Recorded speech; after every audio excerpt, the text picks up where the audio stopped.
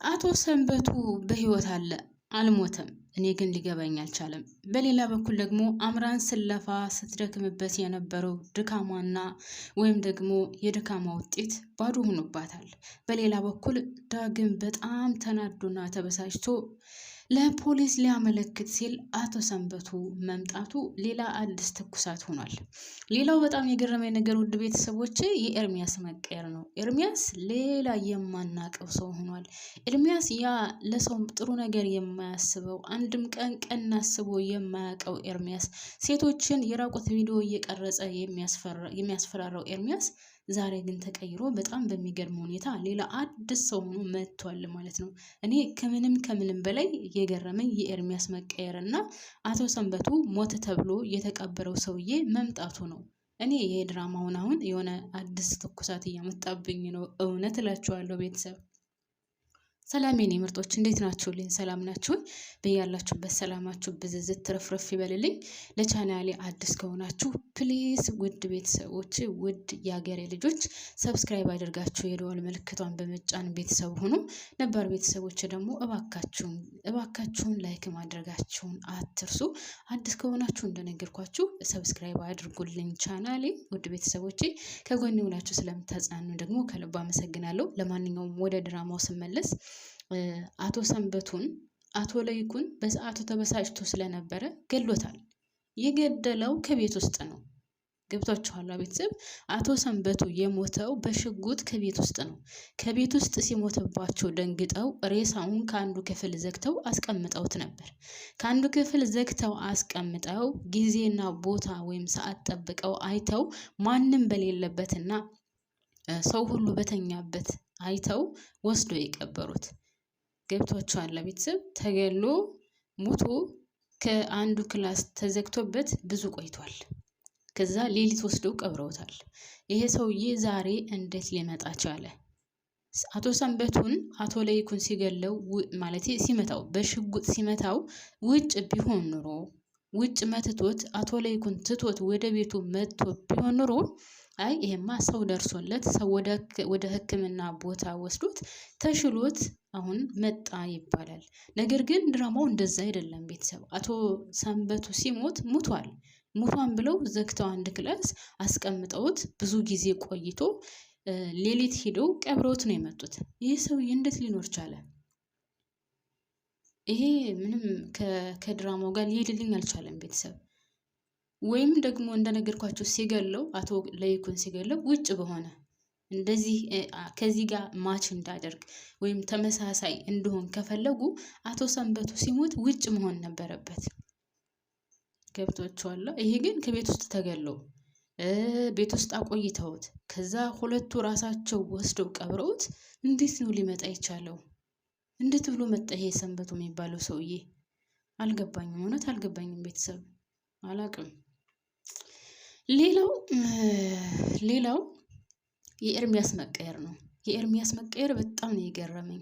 እንግዲህ ሁላችንም እንደምናውቀው ኤርሚያስ ማለት ለማንም ርህራሄ የሌለውና በተለይ ለሴቶች ደግሞ ምን ያክል ልቡ የሆነ አለርን ላይክ በጣም ጠንካራ ከሚባለው የነበረ ነው ኤርሚያስ ማለት።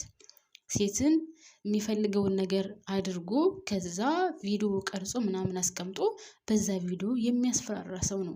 አምራን ልጇን ልታጣ የቻለችው በዚህ ምክንያት ነው። ከሷ ጋር የሚፈልገውን ነገር እያደረገ ከቆየ በኋላ የራቆት ቪዲዮ ይዞባት ነው እንግዲህ ያን የራቆት ቪዲዮ ከሱ ክላስ ገብታ ለማውጣት ባደረገችው ጥረት ነው። ከዛ ግብ ሲገጥሙ ይገፈትራታል፣ ትወድቃለች።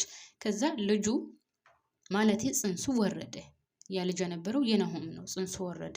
ያ ጽንስ ሲወርድ ምን ያደረገች? እሷም ህይወቷን ለመቀጠል ወይዘሮ ዝናሽ እንዳስወረደችባት ተናገረች። ብቻ ያም ሆነ ይህ እኔ አሁን ወደኋላ መጎተቴ ሳይሆን የኤርሚያስ መቀየር በጣም ነው የገረመኝ። በጣም የእውነት ከልቡ ነው የተቀየረው። እንደውም ኑሃሚን ልታናግረው ፈልጋ ነበርና አሁንም በድጋሚ ሌላ ሴራ እያሴረና ሌላ ቤተሰቡን ሌላ ችግር ውስጥ የሚያስገባ ነገር የሚሰራ መስሏል ነበር። ኖ እንደዛ አይደለም። በዛ ላይ ደግሞ በጣም የሚገርመው ነገር ውድ ቤተሰቦቼ የቤተሰቡ የናሙና ውጤት በጭራሽ ከሷ ጋር ሊመሳሰል አልቻለም። እንግዲህ የኤሚ የደም አይነት ኦፕላስ ይመስለኛል እና የኤርሚያስም የደም አይነት ኦፕላስ ነው እና ከዶክተሩ ጋር ተነጋግረዋል፣ ተመክረዋል። የቤተሰቡ በጭራሽ ሊመጣ እንዳልቻለ እና የሌላ ሰው እየፈለጉ እንደሆነ ምናምን ነበር የነገረው እና ያው የእሱም ናሙናውን እንድሰጠው ማለት እኔ ናሙናውን እሰጣለሁኝ የኔ ይታይ ብሎታል። ግን የሁለቱ የደም አይነት አንድ ሳይሆን አይቀርም። ያው የህይወቷ መቀጠያ ወይም ህይወቷን እንድቀጥል የሚያደርጋት ምናልባትም ኤርሚያስ ይሆናል። ምናልባትም ሳይሆን ሲጀመር ኤርሚያስ ነው የሚሆነው። ለኑሃሚ ምንድነው ሲላት የነበረው እኔ ተቀይሬያለሁ፣ አዎ በጣም ብዙ ነገር አድርጌያለሁ፣ በድያችኋለሁ፣ ኤሚንም በድያታለሁኝ፣ በጣም ህፃን ልጅ ናት፣ ለሷ ይሄ አይገባትም፣ የራቁት ቪዲዮ ይዤባት ነበር፣ አዎ ነገር ግን በዚህ በሽታ ታማለች የሚባለውን ስሰማ ከቤት መጥቼ ቪዲዮውን አጥፍቼዋለሁ ምናምን ያለው። ባያጠፋው ነበር የሚገርመው፣ በነገራችን ላይ ባያጠፋው ነበር የሚገርመው፣ ባይጸጸት ነበር የሚገርመው። ኤርሚያስ ያው መቀየሩ በጣም ደስ የሚል ነው። 100% ውስጡ ከአሁን በኋላ ወደ ክፋት እንደማይመለስ ባላቅም ብቻ ግን አሁን ያለበት ሁኔታ በጭራሽ ወደኋላ እንደማይመለስ እና ወደኋላ ያለውን መለስ ብሎ ማሰብም እንደማይፈልግ ነው ለኑሃሚን ሲነግራት የነበረው።